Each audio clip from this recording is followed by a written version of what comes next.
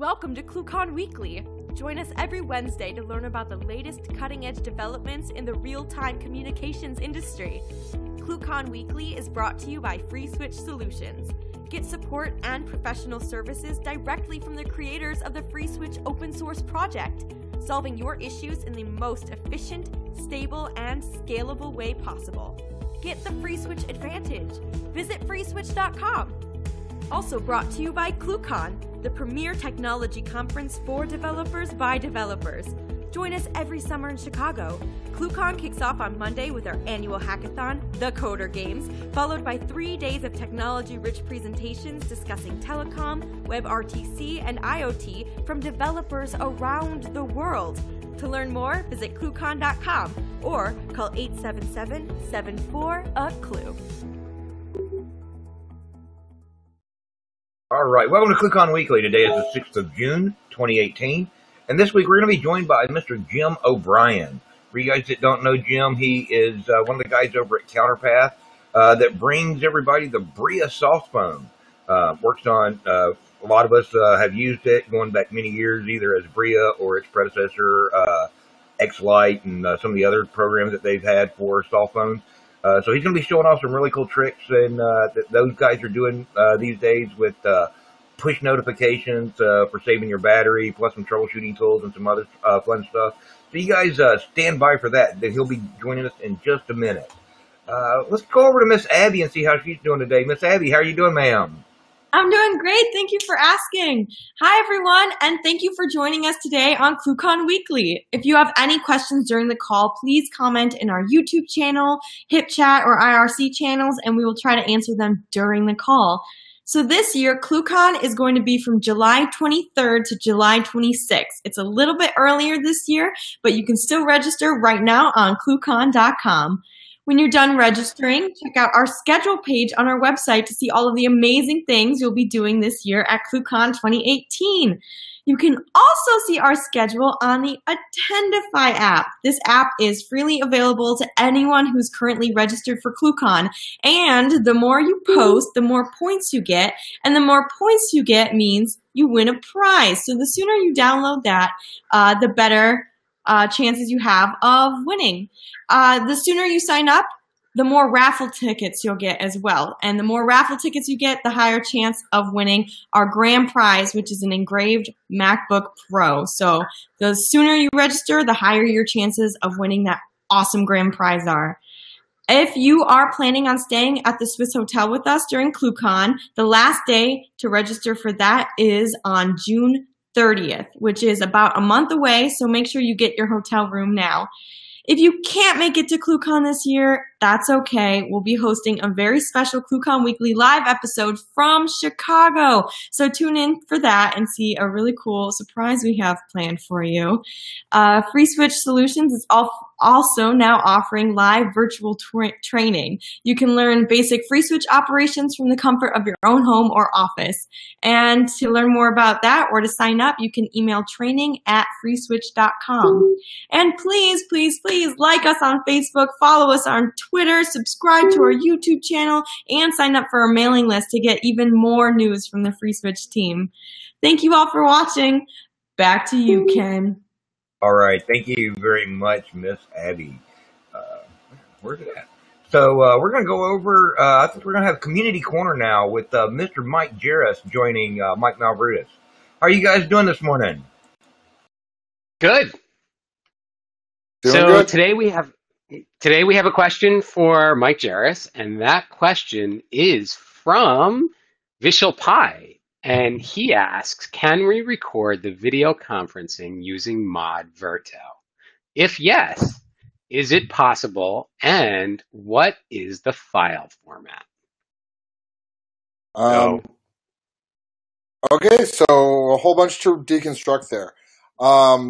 We can record video conferencing. It has nothing at all to do with Modverto. The recording of video conference is separate from the endpoint technology connector. So if you're connecting over SIP or Modverto, it makes no difference. The recording wouldn't actually be done via Verto. It would be done in ModConference via FreeSWITCH's format modules. And for video recording, the best format module, the one that we use, for example, to record this conference would be ModAV. And if you're trying to record to a file, the best format that I would use would be the MP4 format. So for that, if you're running FreeSWITCH on, let's say, Debian 8, the only gotcha is you need to make sure to enable the non-free repo and to make sure libav codecs extra is installed. Extras, I'm sorry. And then you load ModAV, and then inside of Mod Conference, and it should be documented on the Mod Conference page, you'll see all of the conference record functions. There's an API function as well as configuration functions for automatically recording conferences when they start. And just put a file name in there with an MP4 extension, and it'll record your video. And so what about other OSs like Ubuntu or something like that? I do not know the status of libav in Ubuntu. 1404, I'm pretty sure, is too old. 1604 probably has a reasonable version of it. I haven't tested it all. We are working on support on Windows. And I believe we have a building in our test environment, but that's not released yet. And I have built it, although I've never actually tested it on Mac. It probably works there as well. Okay. Well, thank you, Mike. Questions from the experts. No problem. Or answers from the experts and questions from the community. Okay. Now, for you, over to Jim. Jim's coming from CounterPath today. And Jim, well, you've been doing this a very long time, right? A little while, yeah. So tell us about what you have for us today. So we wanted to show off some features that are sort of not baseline features. Right? I think a lot of people think of CounterPath as a client company that provides voice over IP clients, XMPP clients. We wanted to show some of the management kind of service assurance features that I think people will appreciate that maybe the normal end user might not notice, but that there are things going on that help make the client experience better. And in particular, because of I'm talking to the FreeSWITCH community, I thought it'd be really cool to show off some of the more technical features that show you about voice quality, look at how we can collect traces and get them off to administrators or operations people, and also do some really cool stuff that I won't preview, but I'll just show you when we do it. This feature called Help Desk Assistant that provides some control over clients for administrators. That's the plan, at least. Yeah. And so it becomes very useful. Some of these tools you're talking about when you're doing, working directly with like web providers and such like, and those type of things. The administrators having the ability to kind of get the information they need to diagnose whatever problems they may have. I guess that makes life much easier. Yeah, we've got a really wide customer base, right? So people can go to the Apple Store or Google Store and buy one copy of Bria Mobile, or they can come to our website and buy our desktop clients. But we also sell to SMBs, and we sell through channel partners, and we do sell direct to really large enterprise and to carriers. And so kind of across those segments, we've got a lot of customer need. Not only to control the clients and manage them, but also to troubleshoot them when there is a problem. So we built out a lot of tools to do that, and we wanted to show off a few of those. Okay, so let's see them. All right. Okay, cool. So let me shift into prezo mode. Okay. Yeah. So for people, maybe some people don't know who CounterPath is. Essentially, we build VoIP technology, communications technology that lets people communicate, right? It's a pretty broad statement. What people probably know us best for would be X-Lite. That's a free desktop client that you can download. A lot of people do. A lot of people use that in the lab. A lot of people use that at home. And it's a really great SIP client. It's a version of our Bria clients, tuned to be allowed to let us provide that for free for personal use. And of course, we've got Bria clients. This is across Mac and Windows, Android and iOS. We also have developer tools. So a lot of our customers end up wanting to build their own soft clients because they want greater control over the user interface, or they're integrating with an existing application. So there we provide SDKs for all these platforms as well, because our own teams use our own SDKs to build our products. So we've made those available to customers, and we've got quite a customer base there that's using the SDKs.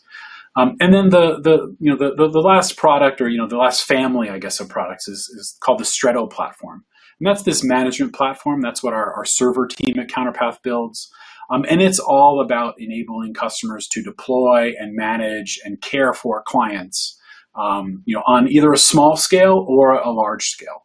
And so there are a lot of features in Stretto. It really is a family of different server products that customers can choose from in a really a la carte manner. You could choose provisioning, and you can choose XMPP from us and sync from us and nothing else. Or you can choose a completely different set of services from Stretto. I guess, the other thing I like to tell people about CounterPath is that, while you see our logo on our products, more often than that, you don't see our logo. And either someone's using our SDK to build their own product or service, or they have taken our Bria clients and had us rebrand them for them. And that's where we kind of change the colors, the logos, the font, sometimes the layout, as well as a couple hundred settings that are available, so that if you were a small VoIP provider or an enterprise, you could have your own clients that you would offer to your customers. Okay, so I guess I can talk for really long periods of time without being interrupted. I'm good at that, but I do like to be interrupted. So if you have questions, please ask, and I guess Madison or Mike will ask me. That would be great. I prefer to have talks be interactive. Okay, so we're going to focus on operations, right? We're going to focus on sort of the guts of things. So hopefully this is not boring, and hopefully it's interesting. But sometimes it's not as flashy as some other things could be. So the first thing we're going to talk about is Bria Push, and this is a relatively new service. We've been offering this commercially for about a year. It's adding push notifications to the mobile soft phone experience. The problem statement is this, right? That no one likes a dead battery. SIP is an open standard, right? And that means that we needed to develop this service that would let any phone, right, running any of our Bria clients or our customers' versions of Bria, work over any network, meaning LTE or Wi-Fi, and let them receive phone calls. I don't know how familiar people are with what's going on with Apple and Google on the mobile device front, but essentially, if your client is not in the foreground on that phone, there's a really good chance that that client is no longer running, right? The solution to that is what everyone knows from Twitter or Instagram or Facebook, which is a notification, right? You get a notification that something's going on, and these are all things that we all see, but it's called a push notification. And so, we've taken SIP. Now serving the next user. No, that was interesting. I don't know what that meant, but I'll keep going. Let me talk about push. What CounterPath has done is we've created a server element. We call it the Bria Push server.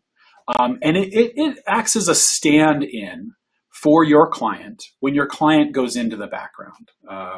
So this little infographic, if I'm on my Bria device, on my mobile, and I put Bria into the background because I'm going to look at my email, as that client goes into the background, it deregisters from the SIP server.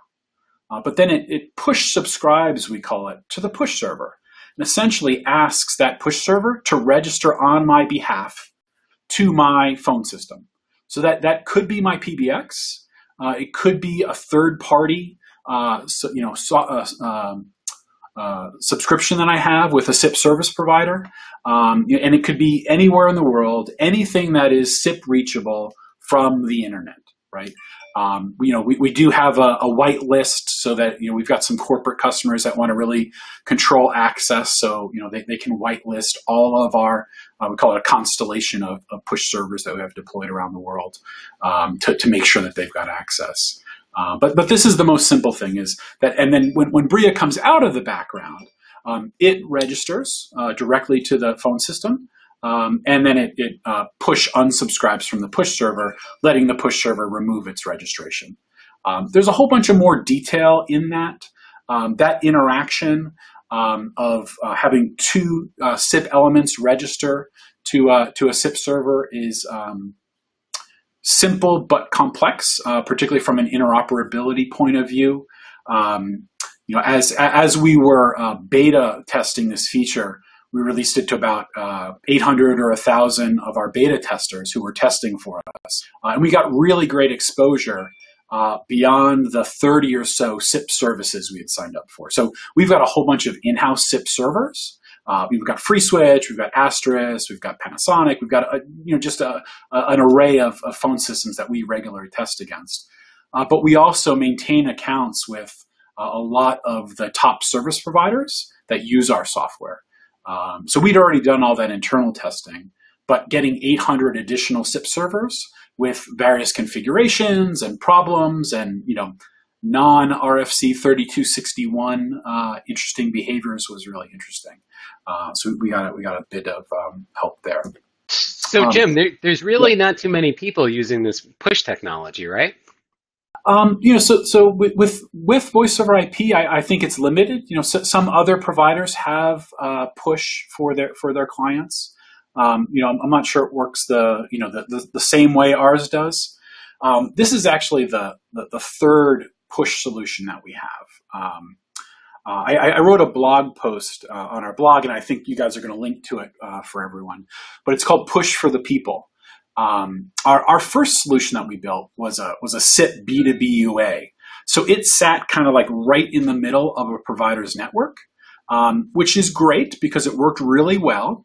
But we were selling to really large, ITSPs and VoIP providers with that solution. And they would deploy that, work for all their end users. But it was, it wasn't something that would work for any service anywhere. It didn't address our retail segment. We have a second push solution. It's called the API solution. And so this is where if you're using FreeSWITCH or Asterisk or kind of any open call server where you've got a bit of configuration capability or a bit of coding capability, you can write against our API so that when your SIP server has a call for Jim or has a call for Mike, it can send a push message to the push server and wake your client up. That API approach is really lightweight, but each of those first two solutions, the first one requires deployment, the second one requires coding, and for our average retail end user, it doesn't address what they need. Right? They need a no work kind of solution where there's just a switch that they turn on in the client to enable this feature. Right? And so that's what Bria Push has done for them. For really our entire customer base. I don't know. Did I answer your question, Mike? Maybe not. Yeah, no, it does. It does. It's perfect. Cool. All right, cool. All right. So this is an inbound. So I've got a few pretty diagrams and I've got some ugly diagrams. But our marketing folks put together some diagrams for me, and then I've got some other ones that I didn't ask them to do. This is one of the prettier ones. So whatever SIP server you're using, whether it's a SIP provider or your own, essentially when your client's in the background, it sees our push server as being registered. So its AOR is our push server, and your SIP server sends us an invite, right? What the push server does at that point is it figures out who you are, which subscriber you are, and it sends a push off to Google, and I should say, and or Apple, right? You could have a couple devices on each network, and so the push server sends off those push messages to your device. And for this solution, the device wakes up, and then it opens up an SSL tunnel. Essentially, it's a WebSocket up to the push server. And then the push server forwards that invite that it received from your SIP server down to the client. And then the SDK that's in the client is actually processing that call. So it provides a ringing, it provides a 200 OK. If you're using stun or ice or turn, whatever technology you're using, it's populating the SDP with all of its own information. And the push server is really acting, you could almost say like a SIP proxy, you could almost say like a B2BUA, but both of those are somewhat wrong, right? Because it's really acting as a connector for Bria to let Bria maintain this signaling, and this connection to your SIP server, but be using it via this encrypted tunnel. So essentially, you're taking the last mile and you're doing it with RTC. Yeah, right, exactly. The media goes direct, between Bria on your client and your SIP service provider. But we're taking all the signaling through this tunnel, so that we don't, that we can essentially Bria is signaling as if it's the interface on the push server that your call happened to arrive on at that point. It's really a nice solution for how to do this. And one side effect is, even if you're using SIP over UDP, we're encrypting your signaling for you because it's all going through that tunnel. So it's actually even adding a little bit of security to people who aren't running SIP over TLS. We do support TLS and TCP and UDP signaling through here. Kind of everything you can do with Bria, you can do through the push server. Voice calls, video calls, all of that works pretty well. So is there an ability to use TLS and SRTP? Yeah. All that works fine. So that the push server will maintain a TLS connection to your SIP server or TCP. And with Bria, we only let you do SRTP if you're doing TLS, right? Because it doesn't make sense to encrypt the media when you're not encrypting the signaling. But yeah, for this, people can use TLS and SRTP. Your provider needs to support that, or your own SIP server needs to support that. Okay, and then so if you could flip back to the last page, there's actually someone in the conference that wants to ask you a question. Oh, sure, cool. The subscription one or the inbound call? I'm not sure. Stillian, you want to jump in? Oh, okay. Well, he originally asked in chat. Okay. Here, wait here. You have to be unmuted. I'll unmute him. Okay. Hey, how's it going? Hey. Still you? Yes, I was trying to unmute myself, but anyway. So the question was, do you store any of the credentials in your push server? So all the credentials that are basically the SIP credential, do you store them on your servers? That's my question. We do. Yeah. So it's sort of a bit of a necessary evil. So while your client is not running, whether it's there, or whether your phone is connected or not, we will need to re-register to the SIP server. So we do need to store those SIP credentials. We put them in the database. We encrypt them so they're encrypted at rest. But it does need to be a two-way encryption, because we need to unencrypt the password so that we can provide it, we can answer the challenge from the SIP service provider. Yeah. Are you sleeping well? I mean, you're storing billions of SIP credentials somewhere. Yeah, we are. I sleep well. All right. All right. And for customers that are very security concerned, like our particularly our ITSPs and people in the financial and government and healthcare industries, this is something that they can have as a premise solution, so they can run their own push servers. It doesn't need to be run by CounterPath. So for those customers, they tend to fall more on wanting to go down that route. And this is available on your basic Bria application as soon as you download it. You don't have to have like a push server. It's not additional service. Correct. Yeah. So if you get Bria Mobile from one of the app stores, it's available there. I'm going to do a demo at the end of this section, and I'll kind of show you how to turn it on, and we'll talk through some of the. I don't want to be too long. I don't want to do too many details, but we'll talk through some of the settings and why they matter and why we added them there.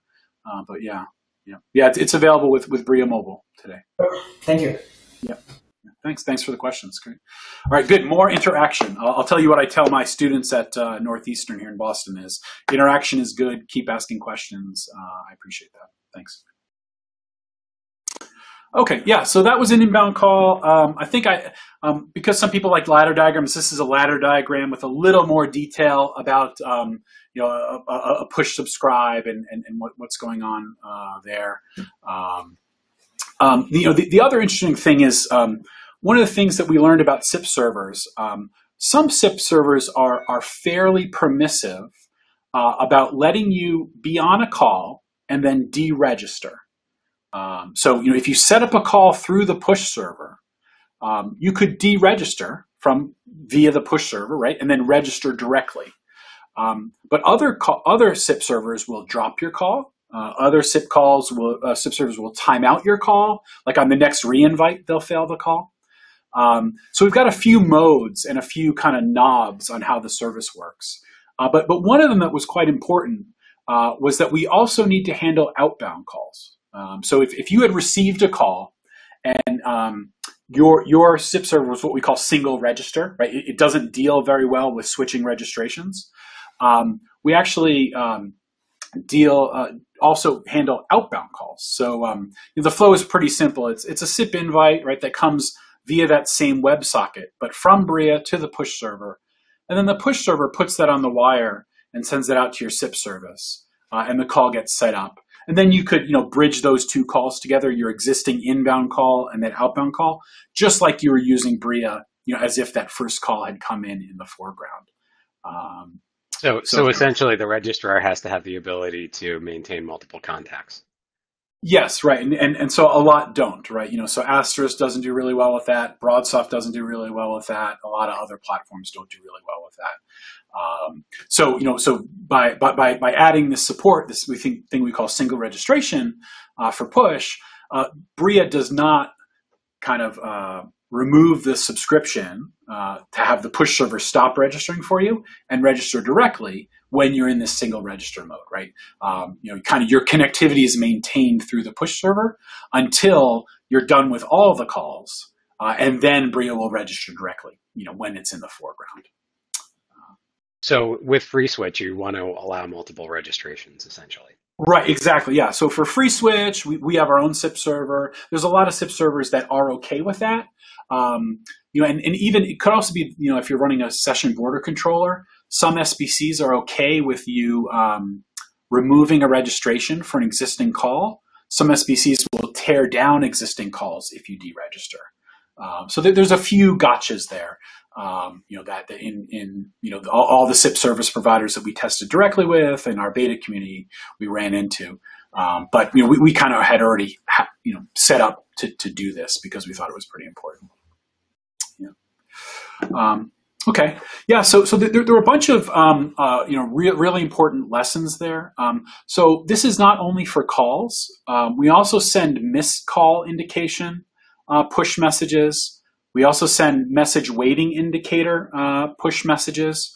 We only send them when it changes, right? There's a lot of very spammy MWI servers out there that send you that every minute or something like that. So we only send it when it changes. And we also work with SIP message methods. So you can also deliver SIP message methods via this.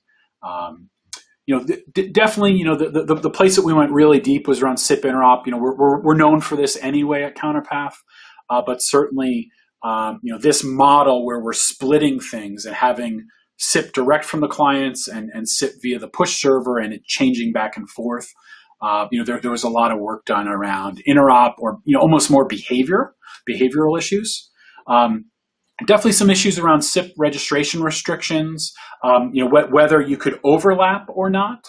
Most servers will let you overlap where if you're going from Bria to the push server, the push server might register first, kind of kicking out the AOR for Bria, but then Bria will deregister, right? And that should be fine. Other SIP servers, when they see that deregister for Bria, they clear out all the contacts and you don't get phone calls, right? So there's a whole bunch of work we did around there. Certainly around security, we were trying to do this as securely as we possibly could. Like the question, we do need to store SIP credentials, right? It's part of what we need to do to provide the service. And the last one is global reach. So we've deployed this constellation of push servers all around the globe to provide fast inbound call connections to users. In particular, because we're using SSL, there's a bit more setup time there than if we're just using a standard socket. But also, if you're a customer in Australia, your call is going to stay in Australia. Your registration is going to be maintained in Australia today, versus coming back to where I am in Boston or where one of our other data centers is. And so before you mentioned messaging, right? Yeah. And so what's the most common use for that? Because I think a lot of people wouldn't know that right offhand. Yeah, so SIP simple message method, right? I think most of the time it's used for SMS. If you want to do SMS messaging, some people also use it for instant messaging and presence. So using SIP simple, but that's the most common use for the SIP message method. And what we see. And so in FreeSWITCH, we'd be using mod SMS for the interrupt there. Yeah, exactly. And so you could deliver those via push, right? You wouldn't, it's not only for just the calls coming in. Yeah. Okay. So I kind of wanted to jump in and give a demo. Let me kind of flip things around, make sure everything's connected here. Okay, good. Yeah. So I thought people might appreciate. Let's see if we can do this. Happy SN grab. Yeah. Oh, yeah. This is SN grab. Sorry. So 3404 is my extension at CounterPath in case you ever want to give me a call. So this is my iPhone. I'm just using Reflector to put it on my screen. There's a bit of a delay here, so sorry for that. Yeah, the Reflector is sometimes a little slow. Okay, great. Okay, so right now my client is directly registered, right? And what you can see in SNGrep is that we saw a register for my client. It happens to be a deregister, right? You've got the expires equals 0. So the push server just deregistered for me, right? But all that time that we were talking previously, the push server was registering for me.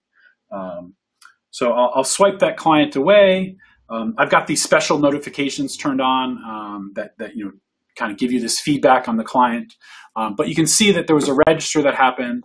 So register, auth, register again, and I'm registered with the push server now. And it's got my contact.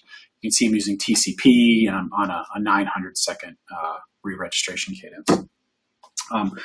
So the real fun part of the demo is that I can make an inbound call to myself, and it rings. Right? It's not very impressive from a what's going on perspective, but when the phone rings.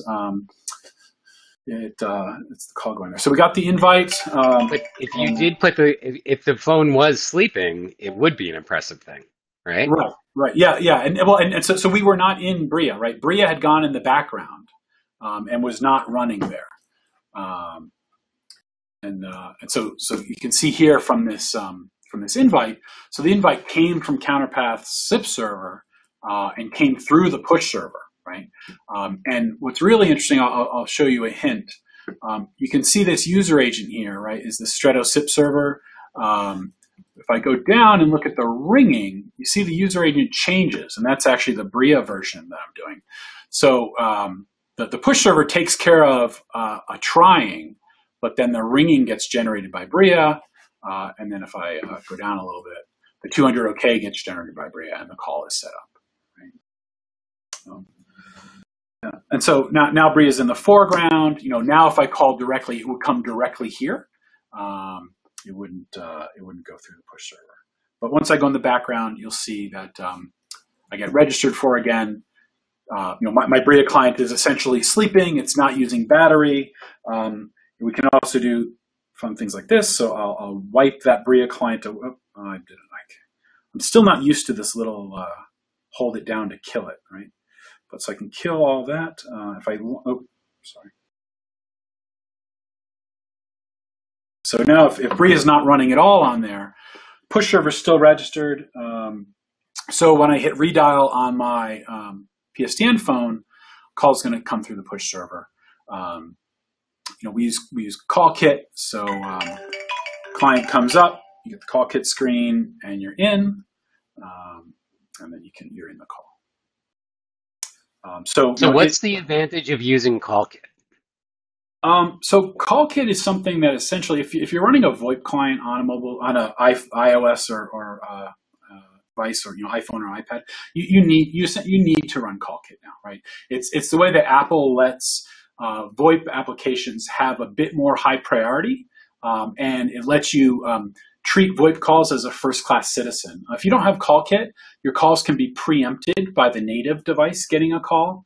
CallKit lets you use the Apple interface to receive a call, and once you do, then it will open our client. So there's CallKit and there's PushKit, right? This feature is more about push and PushKit, but it does involve CallKit as well, right? CallKit's how we get that access to the native screen for receiving calls. Okay. Don't know if there are any questions, but I'm gonna hang up the call. All right, so we have a couple of questions. Okay, cool. Good. Do you have integration for smartwatches? So that's more of a generic Bria question, but my Apple Watch will ring when I get a Bria call. I also get notification of, we use XMPP for our internal systems, but when I get an XMPP message, I get it on my watch, and I can reply from my watch. But I cannot I can't take a Bria. Well, actually, I'm not sure if I know that answer, but I don't think I can take a Bria call on my watch. I think that's only native calls are allowed to do that. Native dialer calls are allowed to do that. Yeah. And then also, we got a comment which Len says reminds me of mid-registrar. And so there is, technically it is, right? Oh yeah, no, it absolutely is, right? So this is the thing that all night long, all weekend long, stands in for your phone, right? Well, you're not using your app, right? But then when you do get that call, it wakes you up, right? Wakes up your app and delivers that call to you. So yeah, very, very familiar. It's, in a way, it's a back-to-back. Like I said before, it's sort of a SIP proxy when handling calls and sort of a B2B but I think it kind of skirts around those definitions, right? It's acting on behalf of your client, right, for you. Well, I think when it really comes down to it, what is really a B2B UA, and Yeah, in a lot of ways, it's such like a vague. People in the end think come up with different definitions and determinations of what it is. Yeah. Like the textbook one would say that you change the call ID, right? And it really looks like a full back-to-back. But yeah. Okay. Well, anyway, hopefully that's cool. Hopefully people are interested. If you have Bria already and haven't been using this, you really should, because you're probably not getting calls when you're in the background, at least reliably.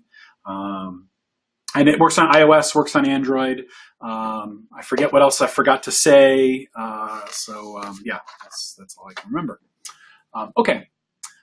So we'll move on. The next one we're going to talk about is client trace. This is one we've had forever. Essentially, the summary is it's Wireshark where you're not allowed to have Wireshark, where you can't have Wireshark, right? It's a method for the Bria clients, all of them across the board, Mac, Windows, iOS, Android, to send up to a Stretto server a log. So it's an application level log. I think I've got some more information here. It includes SIP traces. It includes XMPP traces. It includes application and stack level messages that an IT person could look at, our CounterPath support folks look at as well.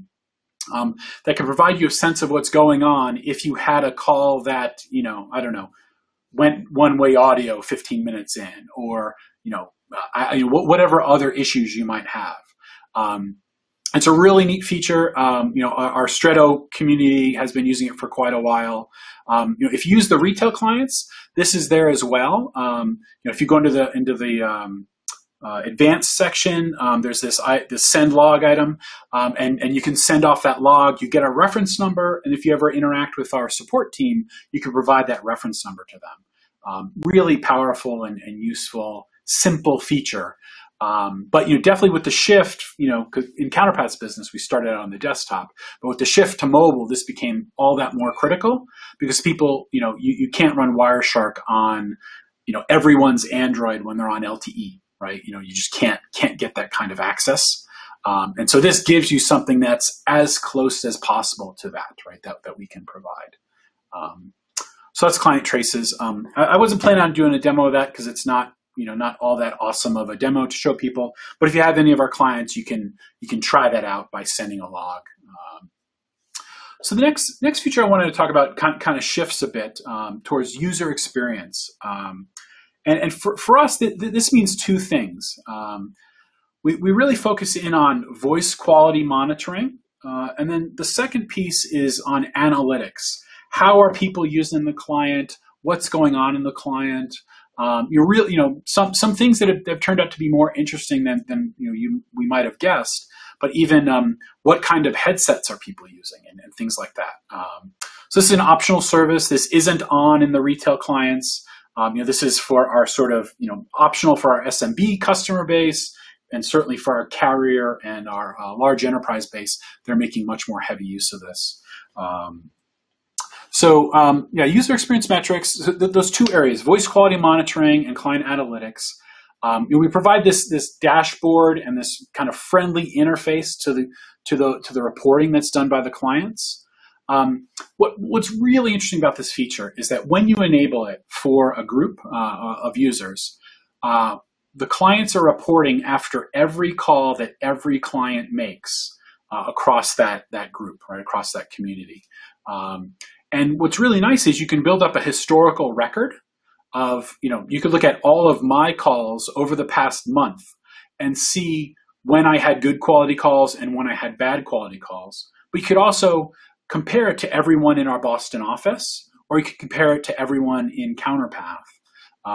So it provides a really great kind of trending and look back capability that if someone says, I had a really bad call last Thursday at 2 p.m., you can zero in to last Thursday at 2 p.m., look at that user's information and look at other users' information around that same time. These are some of the things that we collect, but we've got this voice quality monitoring session data, and then we've got call data about the call itself. Then we've got account data about the user's account information. So you can see Milan from our team was using this Jabra headset, right? But also, I probably should have taken the screenshot a little bit lower down. But you can see he was using Opus. We didn't get remote information for this call, but we get local VQM information and remote. And if we have it, we report it. But we're going to jump into a demo of this in a minute. So if you have questions around that, you can ask it once we're in there. But yeah, let me do that now. All right. So this is our Stretto platform for those folks that haven't seen it before.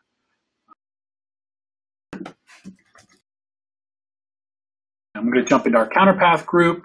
I'm going to go look at myself. Hey Jim, can you make that browser window a little bit bigger, please? Yeah, I can full screen it. Just tell me if that works or if it blows up or not. Yeah, that seems to be working.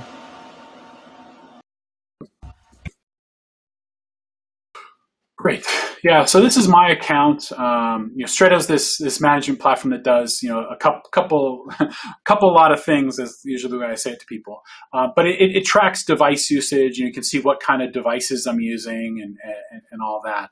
But over in these reports, if I zoom in to that same group, you can look at our calling that goes on at CounterPath. So you can see our kind of daily call volumes, hour by hour, what we're doing. You can see call issues. Doesn't mean that there's really an issue, just looking at call trending and what went on. You see that there were some reported one-way audios, right? Poor network quality. We report one-way audio for really short calls because sometimes, anything under 5 or 10 seconds is suspect of that, right? Narrowband MOS score and codec. So this is my dashboard of what I want to see when I log in, and every admin, or enterprise IT person or whatever it might be, has their own dashboard. But we've got a lot more reports than that. So I can go in and I'll look at wideband MOS scoring for call quality. There's call quality and listening quality, and there's a bit of difference. Essentially, listening quality doesn't take into account the effect of delay, right? It's just like if you're just kind of listening in on a call. So we got this report called Call Cloud. What's really cool about this is these dots, the bigger they are, the more dots, the more calls made up that number.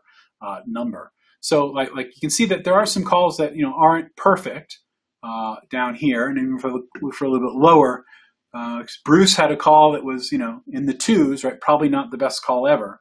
And you can jump in and view all the details of that one call, or you can grab a time like this. I'll save that for the end.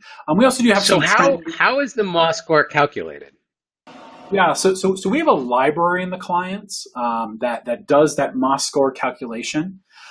Essentially, it takes into account all the other items that we're collecting about that call.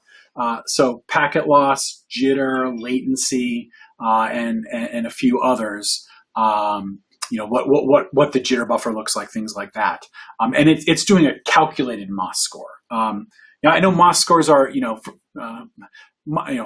PSQM and PAMs and all these different algorithms, right, for calculating MOS scores have always been, I'll say, interesting, right, or a topic for debate. I think when we talk to customers about this, it almost doesn't matter what the actual score is or the methodology. Well, it matters. The methodology matters. I won't say that completely, but what's important is that you look at this over time and as in a consistent manner. Right? When you see these dips, something is going on here, because the average changed, right? So the green line is the average, and it changed. Now here, 1 or 2 people just had a really garbage call, right? And this call is probably garbage as well. Now maybe there was one good call and one bad call, although looking at the graph is probably different than that. I think a lot of people have different methodologies for calculating a MOS score, and I'm sure they're all of different levels of questionable. But we feel like ours is good. Is it perfect? Probably not. But the important part is that you use it in context of looking at a lot of calls from a lot of people, or even from the same person over time, right? So does it represent like one leg, multiple legs? Yeah. So we calculate the MOS scores based on each leg of the call, or each side of the call. So we use the local data to calculate the local MOS score, but then if we get the remote data in the RTCP XR reports, we'll use that to calculate the MOS score that the other side would have heard. That's cool. Yeah, well, let me jump to that. So there's this raw data report, right? So not what I wanted. Where's the call explorer? This is one that's formatted a little bit nicer. All right, so let's see, whose call is this? Graham's. So Graham had this call.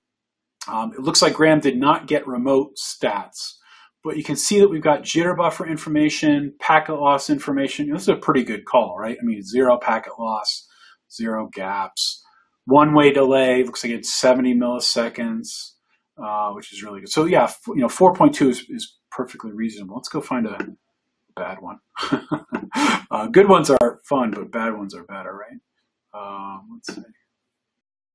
Yeah, unfortunately, we're going to have really great calls here.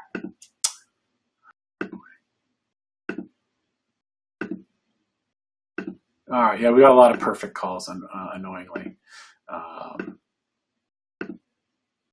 Okay, let's see. No, still good. I guess I could just put in let me go back up here. We'll go find some bad ones. So let's go let's pick out Bruce's call. Oh, I missed it. What did that happen?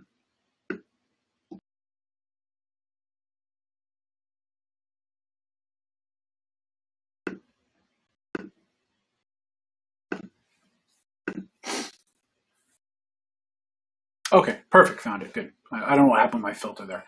So for Bruce's call, let's see, how long was this call?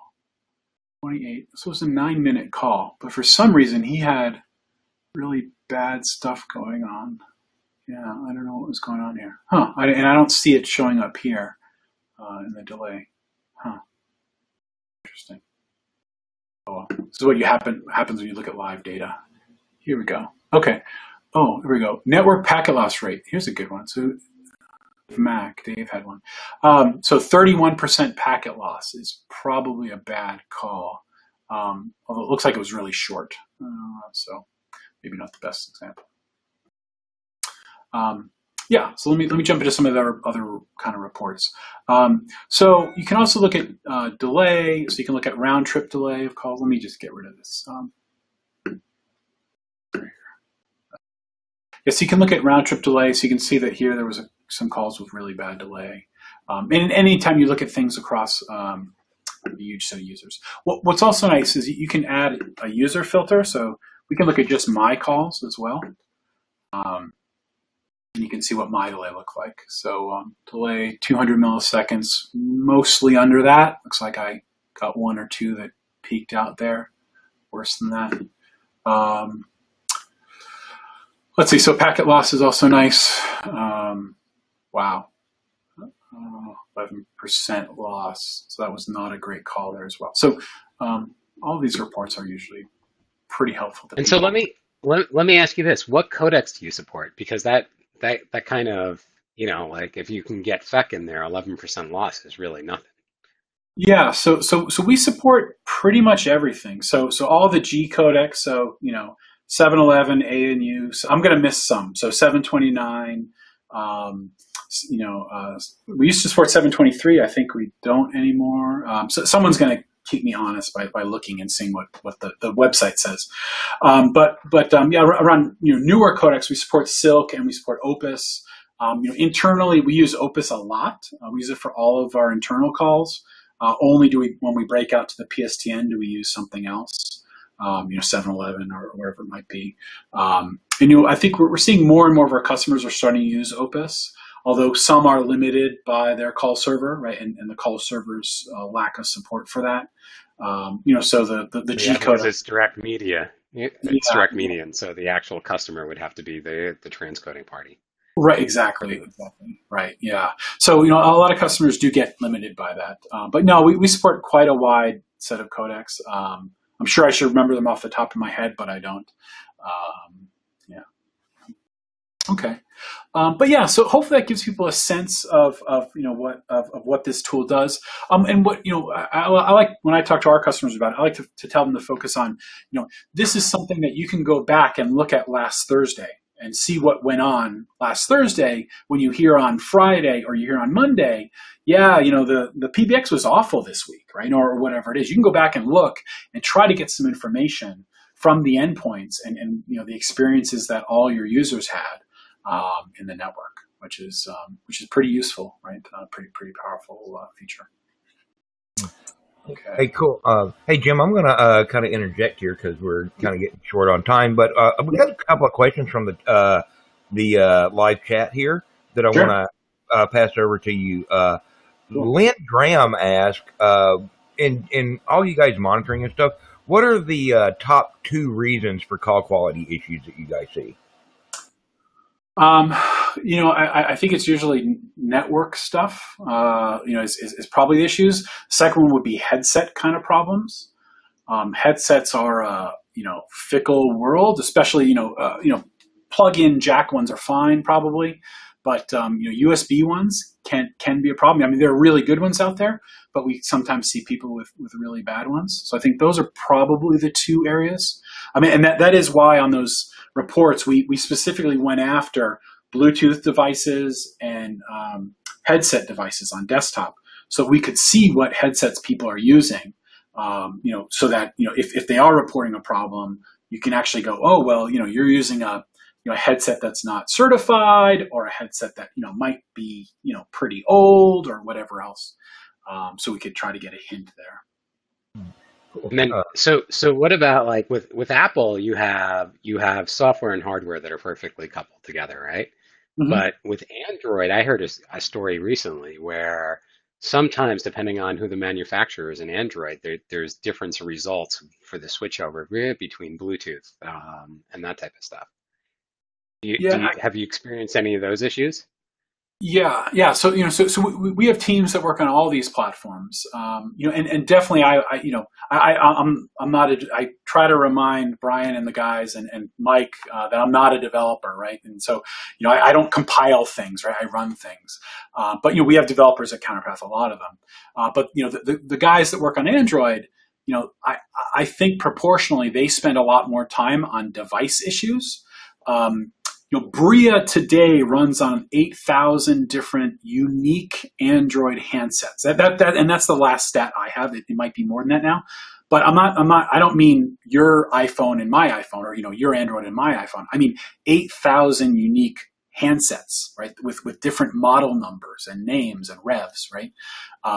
So it's certainly a lot more work than supporting the last 4 or 5 generations of 4 or 5 iPhones, right? From time to time, there are manufacturers that do strange things, and we end up having to expose special switches for some of those features. I don't have a good example at the top of my mind, but our Android guys spend a lot of time on devices. And for us, a lot of it's about audio. Sometimes it becomes about video, right? Because we support video on all those platforms as well. Good questions. Cool. And we've got one more from the live chat here in Verdo. Dave P. asked, is there a way to see an X-Lite, whether signaling is under TLS, and also if media is working under SRTP? That's a good question. I believe X-Lite supports it. If you go to the transport, you can choose it. And if you choose TLS, then it will only do TLS versus doing like an auto. So that would be the first way from a config point of view. You could also look at the log. So if you go to the troubleshooting and then go look at the log, it would show you whether the signaling was UDP, TCP, or TLS. And if you were, you'd see some statements around SRTP in the logs as well. Wait, and so just one more question. From a percentage, like platform saturation, right? Or not saturation, but like what's the percentage of Android and Apple and anything else? From our customers, you mean, or? Yeah. Well, I think he's asking from your perspective, Jim. What kind of deployment percentages do you guys see between Apple, Android, and others? Good question that I don't know the answer to. I'm not sure. If I had to guess, it's probably somewhere between 60 and 40, but I don't know which one we see more on. And it's probably also different market segments, right? Around the world, I think Android is more popular. I think in North America and iOS is, but that's me guessing. I don't want to give you bad data. So you're gonna be at ClueCon, and people will get to meet you, right?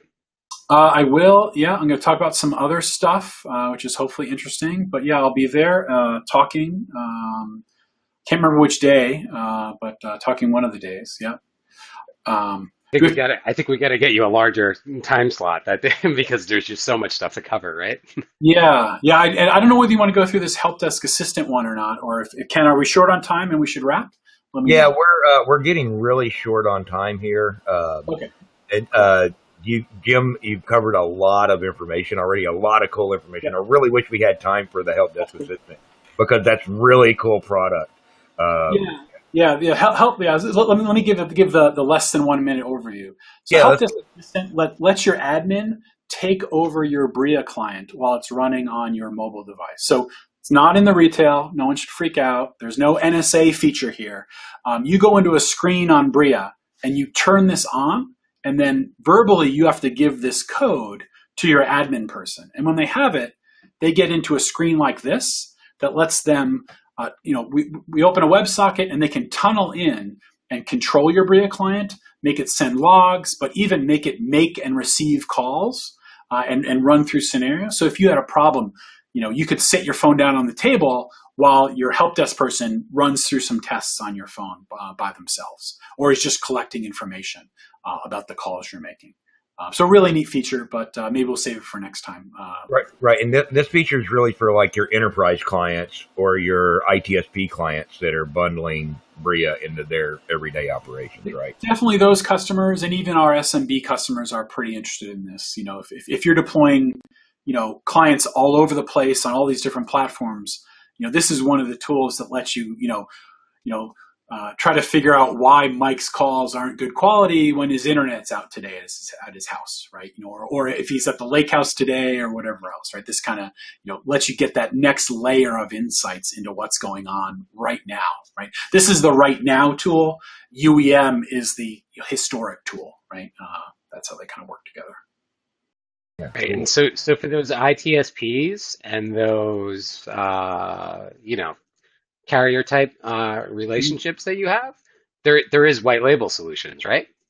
Oh yeah, no, absolutely. Yeah, like I said before, more of our software shows up with someone else's name and logo on it than our software shows up with our name and logo on it. Whether it's the SDK or whether it's full-blown clients. Yeah. That's cool. All right. Well, thank you for coming in today. Yeah, no, thanks. Thanks for having me. It's cool to talk through stuff. Yeah. Back to you, Ken. All right. Yeah. So for you guys, if you guys want to, if Jim has time, I think he might hang out for a few minutes. So if anybody has any questions for him, we can get those in the after show here.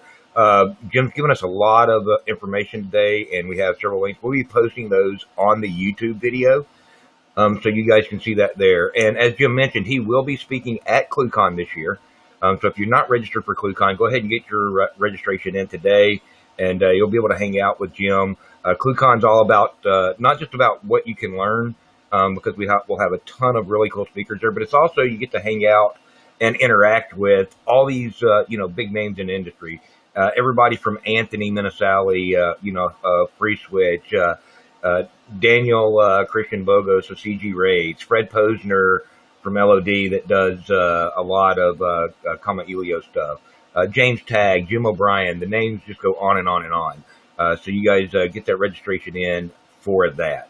We'll be back here to see. And don't forget on YouTube, while you're there looking at all the links, there's a little subscribe button right there below the video. Click that. And also, once you click that, you'll get a little bell icon next to it. If you click that, you'll get the notifications and you'll get alerts for when we're going to be doing these things in the future or as we post new videos. So you guys check those out, and we'll see you next week. You've been watching ClueCon Weekly. Tune in every Wednesday at 12 p.m. Central. Keep up with the latest happenings by subscribing to our YouTube channel, follow us on Facebook and Twitter, or visit us at FreeSWITCH.com.